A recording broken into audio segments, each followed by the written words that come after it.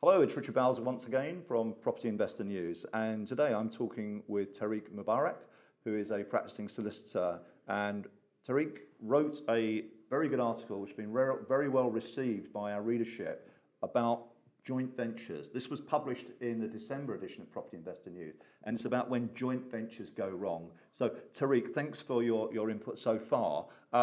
Now, as you mentioned, joint ventures can go wrong. What is typically what you see, and what maybe people need to think about to make sure that in future their joint ventures go according to plan and not awry?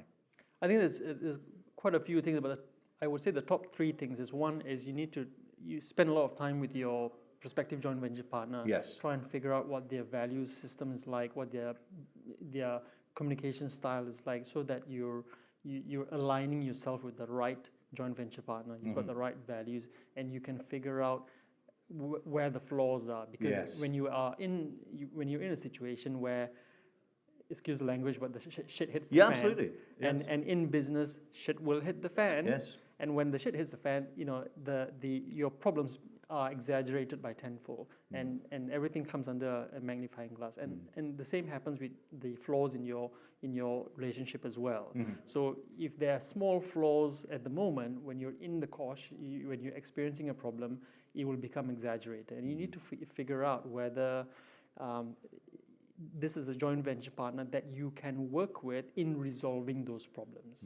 So probably from the point of view of a legal point of view, the more in advance it's thought through in terms of the possibilities, plan A, plan B, plan C, if things don't necessarily go according to the fundamental core strategy for a development, i.e. it's going to be sold or correct. And then the second thing I would suggest is also establishing your communication style right from the beginning. If your joint venture partner prefers to write and you prefer to speak, then when there's a problem, how is that going to work? You're going to try and need to suss that out. And then finally, and I would say this, but have a robust legal agreement in place. And ideally, now when you have sometimes it's difficult to crystal ball a problem, but if you have provisions in your agreement that allows you to figure out what you ought to be doing when you have that problem that you didn't account for at the beginning, then at least you have a system, a process in place. And one of the things that I usually recommend is to opt for mediation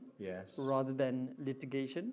And I certainly would not recommend just opting for meditation. Unfortunately, it's great in many ways, but it probably won't help you in this situation. Yeah, so sitting back, pretending that stuff hasn't happened, sticking your head in the sand. And hoping that it will sort itself out.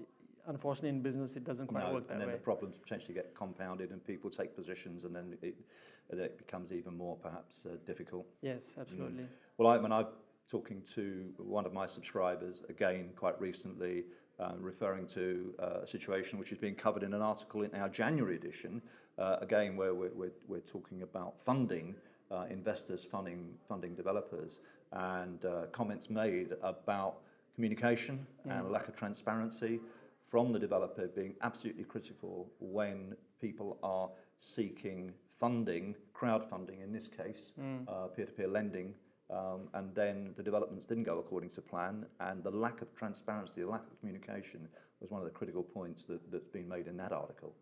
I think there's also a shift in mindset. Just like when you're scaling a business, there are certain things that need to to also improve. Your communication needs to improve. The fact that you've got investors on board, you have to report. If you think about extreme example, but if you go to an IPO and you've got shareholders and you need to report to them annually or biannually.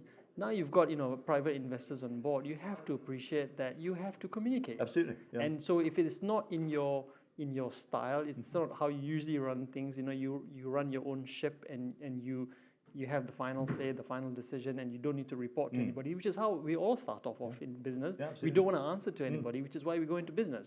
But then when you take on board investors, it's somebody's pension fund, it's somebody's life savings, it's somebody's granny's gift. You have a duty of responsibility to people that are funding your development, and you need to take that responsibility seriously.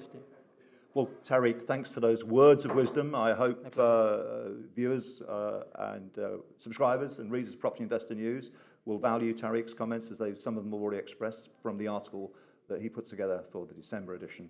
Tariq, thank you for your time today. My pleasure. Thank you very much. So it's Richard Bowser, Property Investor News with Tariq Mubarak, and we'll put a link on this in terms of how people can get in touch with you. But just say again, what is the website, perhaps? rhw.co.uk. R. hw.co.uk. Yes.